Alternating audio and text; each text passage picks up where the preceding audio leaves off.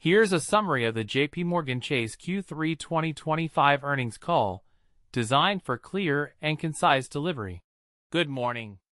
Today, we'll summarize JPMorgan Chase's third quarter 2025 earnings call, focusing on key financial highlights, future outlook, and management's insights.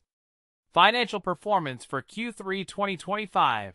JPMorgan Chase reported a strong quarter, with net income reaching $14.4 billion, translating to EPS of $5.07.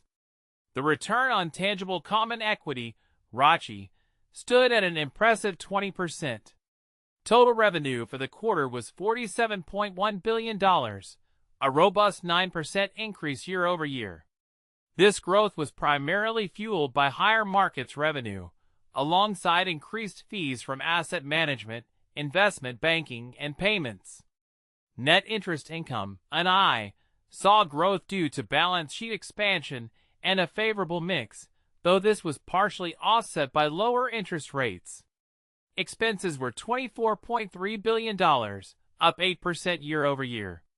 This increase was largely driven by higher volume and revenue-related expenses, consistent with trends from prior quarters. Credit costs totaled $3.4 billion, including net charge-offs of $2.6 billion. There was also a net reserve build of $810 million. While charge-offs were slightly elevated in wholesale due to instances of apparent fraud in secured lending, credit performance across both wholesale and consumer segments remained in line with expectations.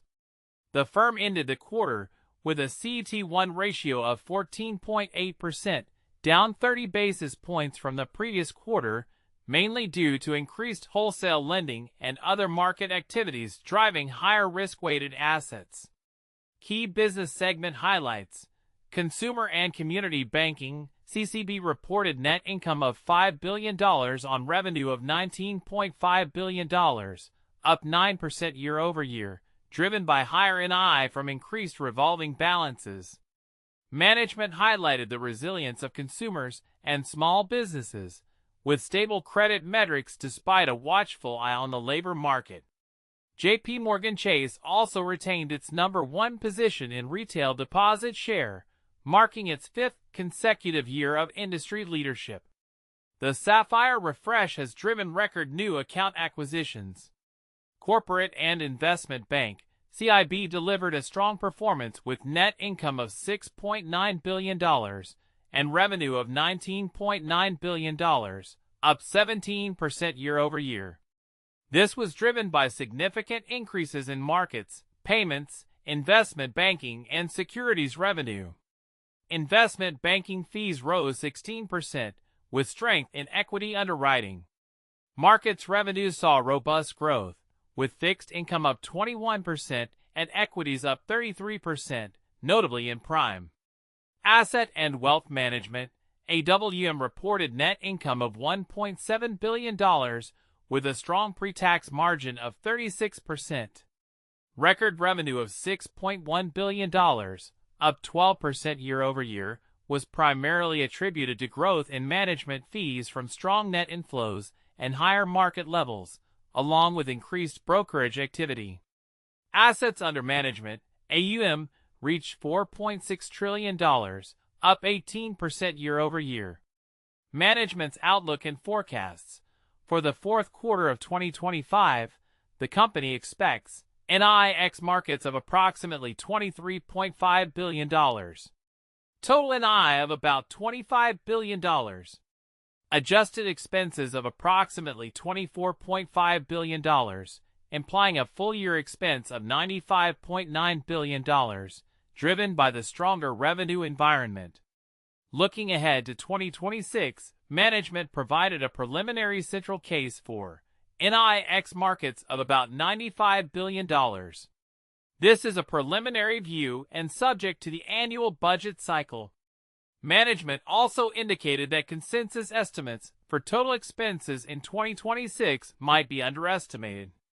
Regarding credit, the outlook for 2025 card net charge-off rates is now projected at approximately 3.3%, supported by favorable delinquency trends and continued consumer resilience.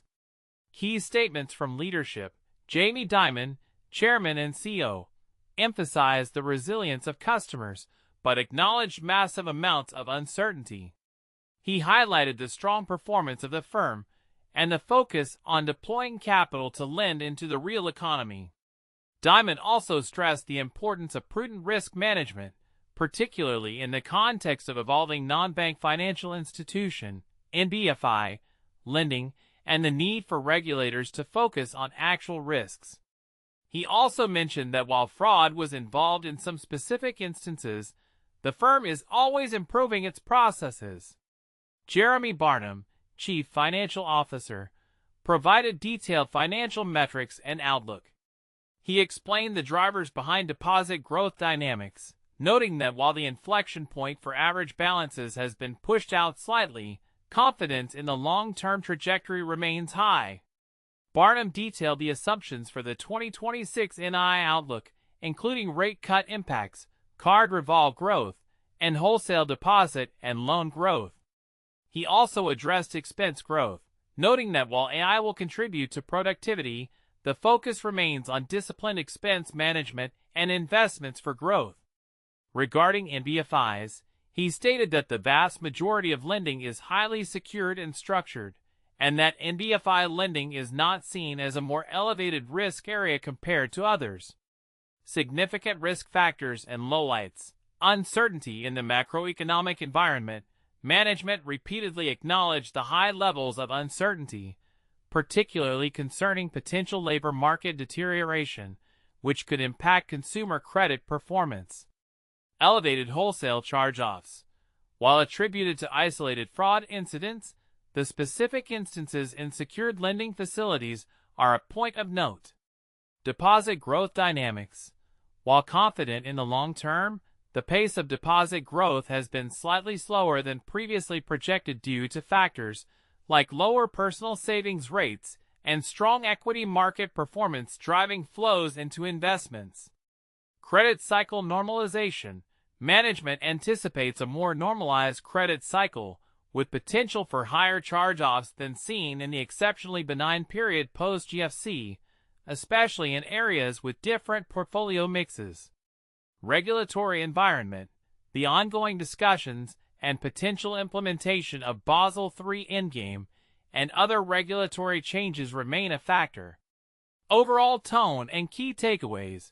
The call conveyed a sense of prudent optimism. JPMorgan Chase delivered strong financial results driven by broad-based strength across its business segments.